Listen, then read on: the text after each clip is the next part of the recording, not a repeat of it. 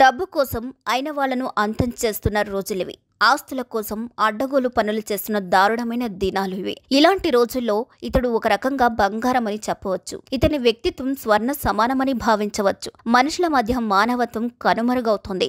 బంధాలు అనుబంధాలు మాయమవుతున్నాయి. అవసరాలు మాత్రమే కీలక పాత్ర పోషిస్తున్నాయి. అవసరాలు మనుషులను ఎందాకైనా తీసుకెళ్తున్నాయి. అందువల్లే మానవ సంబంధాలు మనీ బంధాలుగా మారిపోతున్నాయి. అయితే అప్పుడప్పుడు కొందరి రూపంలో మానవత్వం పరిమళిస్తూనే ఉంది.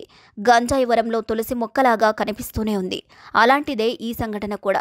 వాస్తవానికి కళ్ల ముందు 70 తులాల బంగారం ఉన్నప్పటికీ ఇతడు ఏమాత్రం పట్టించుకోలేదు. పైగా దానిని చేరవలసిన చోటుకు చేర్చాడు. మనిషిగా మానవత్వం ఉన్న వ్యక్తిగా 100 మెట్లు పైకెక్కాడు. ఇటీవల ఎయిర్ ఇండియా విమానం ప్రమాదానికి గురైన సంగతి తెలిసిందే. ఈ దారుణంలో దాదాపు 200కి పైగా దుర్మరణం చెందారు. ఇప్పటికీ మృతదేహాలను సంబంధిత అధికారులు వారి బంధువులకు అందిస్తూనే ఉన్నారు. అయితే ఈ దారుణం జరిగిన పరిసర ప్రాంతాల్లో మృతులకు సంబంధించిన ఆభరణాలు, ఇతర వస్తువులు పడిపోయాయి. భారీగా విస్ఫోటనం జరగడంతో అవన్నీ కూడా దూర ప్రాంతాల్లో పడిపోయాయి. అయితే అవి అధికారుల కంట పడలేదు. మృతుల కుటుంబ సభ్యులకు దొరకలేదు. అయితే వాటన్నిటినీ ఓ వ్యక్తి సేకరించాడు. 10 రూపాయల నోటు రోడ్డు మీద కనబడగానే జోబులో వేసుకునే ఈ రోజుల్లో ఈ విమాన ప్రమాద స్థలంలో ఏకంగా 70 తులాల బంగారం స్వయంగా సేకరించి పోలీసులకు అప్పచెప్పాడు ఆ మహానుభావుడు. ఆ బంగారం విలువ దాదాపు ఇప్పటికీ బహిరంగ మార్కెట్ ప్రకారం 80 లక్షల వరకు ఉంటుంది. అయినప్పటికీ అతడు ఏమాత్రం ఆ బంగారం కోసం ఆశపడకుండా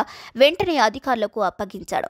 అయితే అతడి పేరు కానీ వివరాలు కానీ బయటపడలేదు. మరోవైపు అతడికి సంబంధించిన జాతీయ మీడియాలో వార్తలు వస్తున్నాయి. ఈ రోజుల్లో డబ్బుకు మాత్రమే ప్రియారిటీ ఇచ్చి మనుషులకు ప్రాధాన్యం ఇవ్వడం లేదు. అలాంటిది చనిపోయిన వారు ఎవరో తెలియదు. వారితో ఎటువంటి సంబంధమూ లేదు.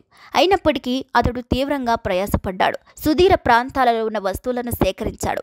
ఇందులో బంగారం కూడా ఉంది. ఆ బంగారం మొత్తం 70 తులాల వరకు ఉంటుంది. ఇప్పుడు బహిరంగ మార్కెట్లో దాని విలువ 80 లక్షల వరకు ఉంటుంది. అయినప్పటికీ ఆ వ్యక్తి ఏమాత్రం ఆశపడకుండా ఆ బంగారం మొత్తాన్ని సంబంధిత అధికారులకు ఇచ్చాడు. బాధిత కుటుంబ సభ్యులకు దానిని చేరవేయాలని అతడు కోరాడు. అతడు చేసిన పనిని అధికారులు అభినందించారు.